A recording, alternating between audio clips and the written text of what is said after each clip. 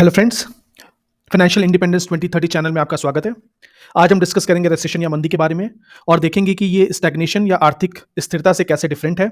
और आजकल मार्केट में जो न्यूज़ चल रही है कि ईयर 2025 में एक बहुत बड़ा मार्केट क्रैश होने वाला है, जो कि 2008 के मार्केट क्रैश से बड़ा होगा और बहुत ही सीवियर होगा।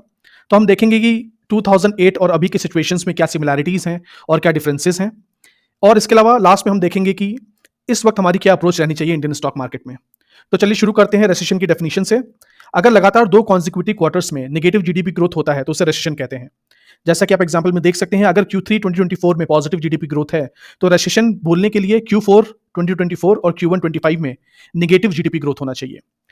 एक एग्जांपल दे रेसेशन का, तो इंडिया ने रेसेशन देखा था 1966 में, पोस्ट इंडो पाक वॉर ऑफ 1965, जिसके बाद हमें दो बड़े सूखे भी देखने पड़े।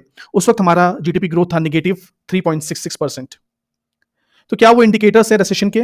पहला कि जीडीपी गिर रही होगी, कंज्यूमर और बिजनेस स्पेंडिंग कम होगी as a result of falling GDP, industrial production कम होगा, अनएम्प्लॉयमेंट बढ़ेगा, और अगर गुड्स और सर्विसेज की डिमांड ही नहीं रहेगी तो inflation will turn into deflation या फिर डिसइन्फ्लेशन। अब डिस्कस करते हैं कि स्टैग्नेशन या आर्थिक स्थिरता क्या है। इट इज प्रोलॉन्ग्ड, स्लो और negligible GDP growth. For example, अगर Q3 2024 में पॉजिटिव जीडीपी ग्रोथ है तो स्टैग्नेशन बोलने के लिए Q4 और Q1 में उससे कम जीडीपी ग्रोथ होनी चाहिए। Q4 में Q3 से कम होनी चाहिए और Q1 में Q4 से कम होनी चाहिए। तो अगर हम स्टैग्नेशन और रिसेशन को कंपेयर करें तो जीडीपी ग्रोथ रिसेशन में नेगेटिव होती है, स्टैग्नेशन में स्लो होती है या फ्लैट होती है। ड्यूरेशन रिसेशन का जनरली छोटा रहता है, बट उसका इंपैक्ट बहुत सीवियर होता है। बहुत ही हाई लेवल पे अनएम्प्लॉयमेंट और प्रोडक्शन गिर जाता है।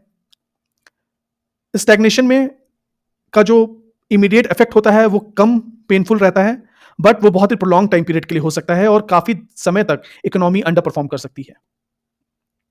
अब जैसा कि आप देख सकते हैं, कई सारे न्यूज आर्टिकल्स आ रहे हैं कि फॉर एग्जांपल जेपी मॉर्गन बोल रहा है कि 35% रिसेशन का चांस है इन 2025, एंड यूएस के इकोनॉमिस्ट बोल रहे हैं कि they will be market crash in 2025, जो कि 2008 के क्राइसिस को सरपास करेगा। तो चलिए देखते हैं क्या डिफरेंसेस हैं 2007-8 का जो क्राइसिस था और अभी जो सिचुएशन डेवलप हो रही है 2024 और 25 में। तो मेरे हिसाब से 2008 में there were many structural weakness in the US economy.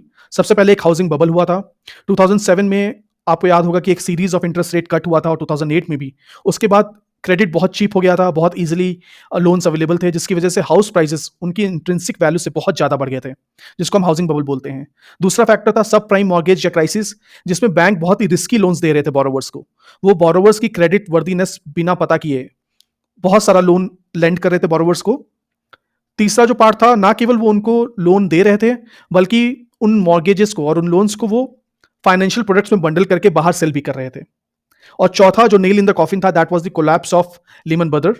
तो Lehman Brothers was the fourth largest investment bank at that point of time before it filed for bankruptcy in 2008। तो ये चार बहुत बड़े कारण थे जिनकी वजह से 2008 का फाइनेंशियल क्राइसिस हुआ था। और अगर हम अभी की सिचुएशंस को देखें तो जैसा कि फेड चीफ जेरोम पावेल ने बोला है कि अभी कोई स्ट्रक्चरल वीकनेस नहीं दिख रही है यूएस इकोनॉमी में। देयर आर स्पेकुलेशंस दो। पहला स्पेकुलेशन है कि एक टेक स्टॉक और एआई बबल डेवलप हो रहा है, और दूसरा स्पेकुलेशन है कि यूएस फेडरल रिजर्व ने काफी डिले कर दिया है रेट कट करने में, जिसकी वजह से इकोनॉमी रिसेशन में ऑलरेडी जा चुकी है। बट इसके रिस्पॉन्स में यूएस फेडरल रिजर्व के चीफ का बोलना है कि यूएस की जो इकोनॉमी है वो सॉफ्ट लैंडिंग कर पाएगी। उनके हिसाब से अभी बहुत टाइम है उनके पास, ऑलरेडी उन्होंने 50 बेसिस पॉइंट से इंटरेस्ट रेट कम किया है।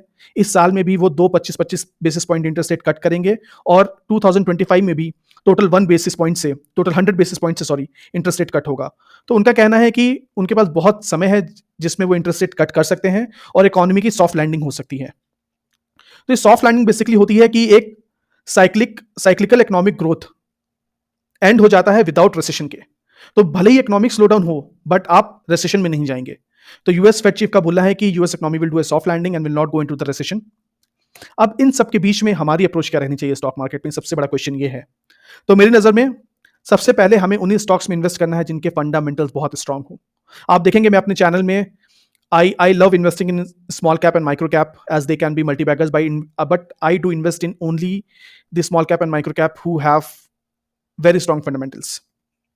देन हमको एक नजर रखनी होगी क्वार्टरली रिजल्ट में कंपनीज के, देखना होगा उनके रेवेन्यू और अर्निंग ग्रोथ्स कैसे बढ़ रहे हैं या कम हो रहे हैं, और उसके अकॉर्डिंगली हमको अपना पोर्टफोलियो रोटेट करना होगा।